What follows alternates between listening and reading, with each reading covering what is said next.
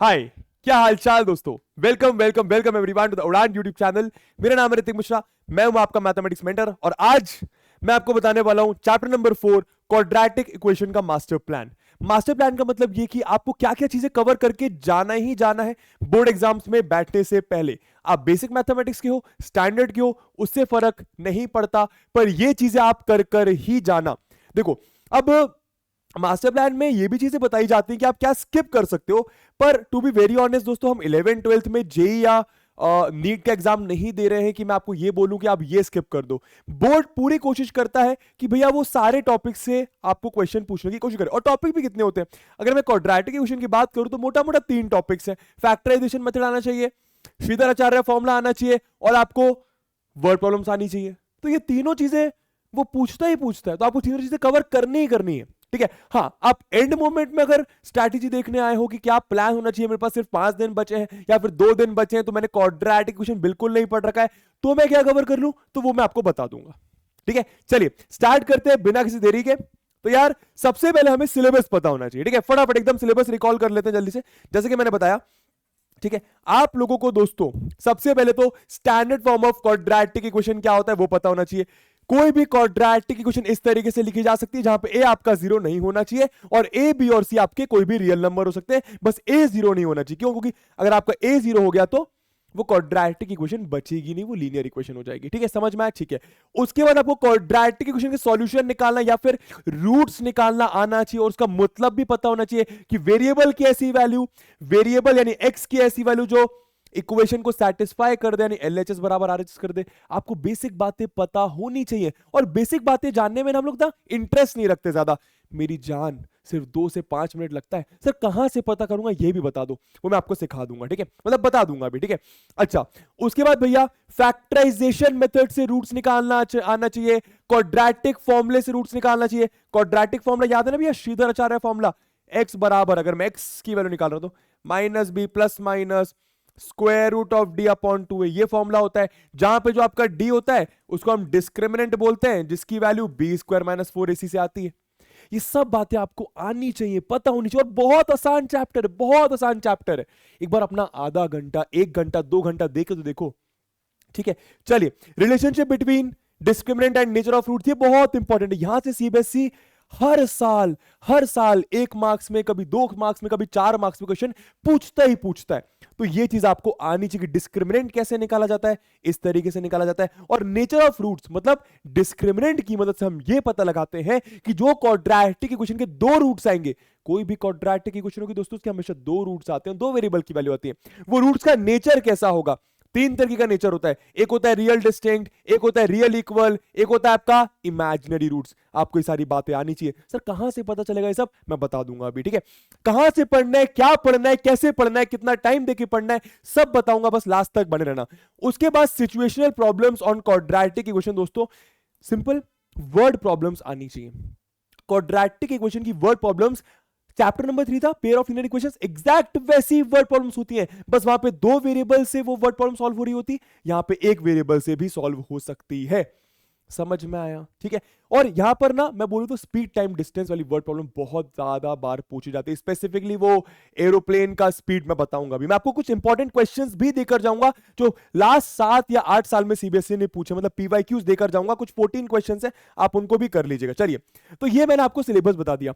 अब जरा pie chart से समझते हैं कि लास्ट 7 ईयर्स में, 8 ईयर्स में सीबीएसई ने कहां से ज्यादा चीजें पूछी है, कहां पे ज्यादा फोकस करा है। ठीक है, तो यार देखिएगा, अकॉर्डिंग टू लास्ट 8 ईयर्स, अब जैसा कि मैंने बताया हम लोग सीबीएसई क्लास 10th की मैथमेटिक्स पढ़ रहे हैं, ज्यादा सिलेबस होता नहीं है दोस्तों, तो सीबीएसई पूरी कोशिश करता है कि वो लगभग हर जगह से क्वेश्चन पूछे। तो मैं आपको ये नहीं कह सकता कि ये बहुत इंपॉर्टेंट है, ये पढ़ के जाना, ये छोड़ के जाना, ऐसा तो मैं कुछ नहीं कहूंगा, ये छोड़ के जाना, ऐसा कुछ भी नहीं है। बट फिर भी अगर मैं लास्ट 8 ईयर्स की बात करूं तो नॉर्मल फैक्टराइजेशन मेथड पर कुछ 20-25% क्वेश्चन पूछे ही जाते, कभी 1 मार्क्स में, कभी 2 मार्क्स में।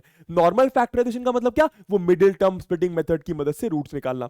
और यहां पर ना आप लोग, मैं आपको 2 तरह के क्वेश्चंस देकर भी जाऊंगा, आप उनकी प्रैक्टिस कर लेना, जहां पे वेरिएबल एक कोएफिशिएंट होता है, मतलब जैसे 4a स्क्वायर x लिखा हुआ है ना, तो अगर एक्स स्क्वायर का जो कोएफिशिएंट होता है वो कुछ ए बी में लिखा हुआ है ना, तो वैसे क्वेश्चंस आपको यहां पे पूछे जा सकते हैं। प्लस रूट वाला फैक्टराइजेशन भी आप करके जाना, वो आपको पूछा जाता है। लास्ट 8 ईयर्स की बात कर रहा हूं, ये पूछा गया। उसके बाद नेचर ऑफ रूट्स पर दोस्तों सबसे ज्यादा क्वेश्चंस पूछे जाते हैं कि रूट्स का नेचर मान लो रियल और इक्वल है तो आप के की वैल्यू बताइए, रूट्स का नेचर मान लो रियल और डिस्टिंक्ट है, आप के की वैल्यू बताइए। ऐसे क्वेश्चंस बहुत पूछे जाते हैं। मैं भी आपको बहुत सारे क्वेश्चंस देकर जाऊंगा जो लास्ट 8 ईयर्स में पूछे गए, प्लीज आप उसको सॉल्व कर लीजिएगा। रट्टा नहीं लगाना, उनको समझ के करना है, क्योंकि एग्जैक्ट वो क्वेश्चन उठ कर नहीं आएगा, पर उस जैसा क्वेश्चन जरूर आ सकता है।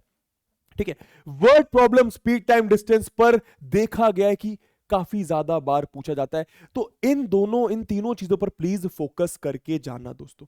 ठीक है, चलिए अब इसके बाद आप क्या करना है, किस तरीके से करना, उस पर बात करते हैं। Must do, can do, may skip topics की बात करूं तो यार कैन डू रहने दो। मैंने जैसे कि कहा, हम क्लास 10th का मैथ्स पढ़े दोस्तों, टू बी वेरी ऑनेस्ट ऐसा बहुत कम होता है कि कुछ चीजें स्किप करनी हो। ठीक है, बट फिर भी अगर आप चाहते हो कुछ स्किप करना, मैं आपको सिंपल बोलूंगा, question bank, sample paper, everything, मतलब सब कुछ स्किप कर सकते हो।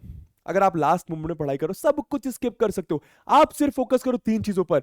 या तो एक वन शॉट लेक्चर देख लो। अब पता है, जब आप एक बढ़िया वन शॉट लेक्चर देख लेते हो ना, अपना समय देके, अपना 5-6 घंटा कीमती समय देख के, उसके बाद उसके क्वेश्चंस प्रैक्टिस करके खुद से, तो 8-9 घंटे में आपका एक चैप्टर बढ़िया तरीके से प्रिपेयर हो जाता है। बेसिक मैथ्स वालों को तो और कम टाइम लगता है, स्टैंडर्ड वालों के लिए 8-9 घंटे लगता है। ठीक है, उसके बाद आप just stick to one shot lecture करो, फिर एनसीईआरटी और पीवाईक्यूज कर लो। इतने में आप 100% मार्क्स स्कोर कर सकते हो। ठीक है, और ये क्वेश्चन बैंक, सैंपल पेपर, ये लास्ट की बात करो, ये सब आप स्किप कर सकते हो, कोई मतलब नहीं है करने का, आपके पास समय नहीं है दोस्तों अब, है ना। चलिए, तो यार अगर मैं बताऊं क्या क्या करना है, सबसे पहले आप सीख लो फैक्टराइजेशन मेथड।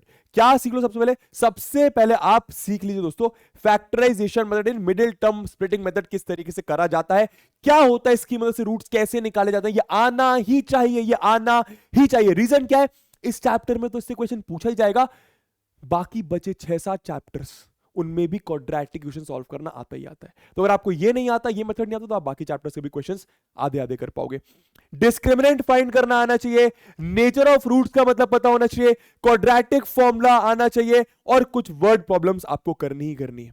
कहां से करनी है मैं आपको अभी बताता हूं। ठीक है, तो यार सबसे पहले मैं आपको कुछ पीवाईक्यूज देके जा रहा हूं, लास्ट 7-8 ईयर्स के दोस्तों पीवाईक्यूज है। इन क्वेश्चंस को करके जाना, इन क्वेश्चन कॉन्सेप्ट समझ के ही जाना। मैं आपको सारे क्वेश्चंस देकर जा रहा हूं, इन सब का सॉल्यूशन आपको नेट पर मिल जाएगा, फ्रीली अवेलेबल। मैं हट जाता हूं, आप चाहो तो स्क्रीनशॉट ले लो। ठीक है, बाकी इसके नोट्स आपको पीडब्ल्यू ऐप में मिल ही जाएंगे फ्री में, है ना। ये कुछ क्वेश्चंस हैं, देख रहे हो, ये नेचर ऑफ रूट्स पर है, ये नेचर ऑफ रूट्स पर है, ये नेचर ऑफ रूट्स पर है, ये आपका रूट वाला फैक्टराइजेशन, ये सब आपको आना चाहिए। और सब सर कहां से, सर हमें तो कुछ आता ही नहीं सर, सब बताऊंगा अभी कहां से पढ़ना है, किस तरीके से पढ़ना है। पर अभी इन क्वेश्चंस को देख लो आप। ठीक है, ये वाले क्वेश्चंस, ये देखो, ये दोनों क्वेश्चंस अभी ये हाल ही में आए थे, तो इन दोनों तरीके के क्वेश्चन को देख लेना किस तरीके से करना है। मैं बताऊंगा अभी किस तरीके से, बहुत इंपॉर्टेंट है, ये तो करके जाना। ये 1 मार्क्स में पूछा जाता है, कभी कभी बच्चे कंफ्यूज जाते हैं, तो ये देख लीजिएगा। ऐसे क्वेश्चंस भी पूछे जाते हैं, ये लास्ट 8 ईयर्स के क्वेश्चंस हैं जो सीबीएसई ने एकदम डिट्टो पूछे, वही आपको देके जा रहा हूं। ये 8 क्वेश्चंस हो गए, और ये आपके कुछ ऐसे क्वेश्चंस, ये अगेन नेचर ऑफ रूट्स पर क्वेश्चन है। ये आपका, मैं आपको बता रहा था फैक्टराइजेशन मेथड आना चाहिए। ये एक्स स्क्वायर के साथ 4 लगा है, एक्स के साथ कुछ 4b लगा है, फिर यहाँ पे a square minus b square है। इस तरीके के क्वेश्चन का कैसे करा जाता है वो भी आपको आना चाहिए। फिर ये रूट वाला फैक्टराइजेशन, फिर ये आपका एक वर्ड प्रॉब्लम। ठीक है, चलिए ये आपके 2 और क्वेश्चन देखो। अगेन यहाँ पे स्पीड टाइम डिस्टेंस वाला वर्ड प्रॉब्लम, तो स्पीड टाइम डिस्टेंस वाले वर्ड प्रॉब्लम और नेचर ऑफ रूट्स पर क्वेश्चन बहुत सारे पूछे जाते हैं। ये प्लीज 14 क्वेश्चंस करके जाइएगा, क्या पता इन्हीं में से कोई फंस जाए। ठीक है, चलिए अब यार दोस्तों, where to focus books, simple यार। देखो, आप अगर बेसिक मैथ्स के हो, अगर आप बेसिक मैथ्स को, मैं सिंपल एडवाइस करूंगा, आप सिर्फ और सिर्फ अपनी एनसीईआरटी कर लो, सिर्फ और सिर्फ अपनी एनसीईआरटी पे फोकस करो। लेकिन रट्टा मत लगाना मेरी जान, सर पहले कॉन्सेप्ट को ही समझा दे फिर एनसीईआरटी करे तो मजा आता है, वो बताऊंगा कहां से कॉन्सेप्ट सीखो। एनसीईआरटी कर लो और कुछ पीवाईक्यूज देख लो दोस्तों, आपका काम हो जाता है। कुछ पीवाईक्यूज देख लो, आपका काम हो जाता है। सेम चीज एकदम सेम चीज, अगर लास्ट मोमेंट में हो, एकदम सेम चीज स्टैंडर्ड वालों के लिए भी होती है, एकदम सेम चीज। ठीक है, और कुछ नहीं करना, कोई बुक नहीं उठाना, कोई सैंपल पेपर, कोई क्वेश्चन बैंक, कुछ नहीं उठाना। अगर लास्ट के मोमेंट में तब की बात कर रहा हूं मैं। ठीक है, सिर्फ एनसीईआरटी और पीवाईक्यूज पर फोकस करिए। अब रिसोर्स वीडियो, कोई चाहता है कि सर कोई एकदम स्टार्टिंग से बता दे सब कुछ, उस वीडियो के बाद कुछ देखना ही नहीं पड़े, कोई बुक उठानी ना पड़े, कुछ नहीं करना पड़े, बस इतना बता दो हमें, एक बार में बता दो कि भाई ये एक चीज कर ले हो जाएगा काम। इतनी मल्टीपल चीजों करने का हमारे पास समय नहीं है। तो सिंपल, मैं आपको रिसोर्स वीडियो देखकर जा रहा हूं। जिनको सिर्फ एनसीईआरटी करनी है, एनसीईआरटी के सॉल्यूशन देखने, अभी कल ही एनसीईआरटी का सॉल्यूशन इसी चैनल पर अपलोड हुआ था। देख लो, 2 घंटे 15 मिनट 26 सेकंड का सॉल्यूशन है। यहां पर मैंने हर क्वेश्चन का डिटेल में सॉल्यूशन दे रखा है। ठीक है, एनसीईआरटी के सॉल्यूशन सारे, एक एक क्वेश्चन का सॉल्यूशन, ऐसा एक भी क्वेश्चन है जिसका सॉल्यूशन नहीं दे रखा है, इसी चैनल पर है। और इसी चैनल पर अगर कोई चाहता है कि भैया एकदम बेसिक से कोई एकदम बेस क्लियर कर दे, फिर खुद से क्वेश्चंस भी करा दे, इजी लेवल भी क्वेश्चंस करा दे, मीडियम लेवल क्वेश्चंस करा दे, टफ लेवल क्वेश्चंस करा दे, पीवाईक्यूज करा दे सारे, ये जो मैं अभी पीवाईक्यूज देके गया था, ये सारे क्वेश्चन को ही बता दे किस तरीके से अप्रोच करना है क्वेश्चंस को, तो बस आपको क्या करना है, ये 4.5 घंटे का वीडियो देखना है। ठीक है, अब मैं अपने ही वीडियो सजेस्ट करूं, क्योंकि मेरे को देखो अपने आप पे विश्वास है, मैंने ज्यादा मल्टीपल चीजें देखी नहीं है। पर अगर आप चाहते हो कि भाई मेरे को उन टीचर से पढ़ना है या फिर उन फलाने टीचर से पढ़ना है, सब टीचर्स दोस्तों अच्छे हैं, आपका जिनसे कनेक्ट बैठ रहा है आप उनसे पढ़ लीजिए, बट पढ़ना जरूरी है। इस समय पे इंपॉर्टेंट है कि पढ़ना जरूरी है। ठीक है, चलिए, तो सारे चीजों का मैं सॉल्यूशन आपको देकर जा रहा हूं, प्लीज फोकस करिए दोस्तों। चाहो तो वन शॉट लेक्चर देख लो, उसमें सब कुछ क्लियर हो जाता है। वन शॉट नहीं देखना, खुद से सेल्फ स्टडी करना है, तो कुछ पीवाईक्यूज मैंने दे रखे हैं, एनसीईआरटी पर फोकस करो, पीवाईक्यूज पर फोकस करो, आपका काम हो जाएगा। बस यही बोलूंगा, एंड मोमेंट में एक चीज बच्चे गलती करते हैं, रट्टा लगाना चालू कर देते हैं। देखो, 1 घंटा पहले एग्जाम के देख रहे हो चीजें तो बात अलग है, रट्टा लगा सकते हो, पर अगर आपके पास 1-2 दिन है, 3 दिन है, काफी समय होता है, सिर्फ 2 घंटे मांगेगा आपसे ये चैप्टर, सिर्फ 2 से 2.5 घंटे सेल्फ स्टडी में भी और वन शॉट लेक्चर्स में भी। सर वन शॉट लेक्चर 4.5 घंटे का है, अरे आपको जरूरी नहीं है सब देखना, कुछ तो आता ही होगा ना, है ना। तो दोस्तों 2-3 घंटा दो, आपका सारा काम क्लियर हो जाएगा, और पीवाईक्यूज कर लेना सारे। चलिए, all the very best, follow करना, सारी चीजें फॉलो करना। Bye bye.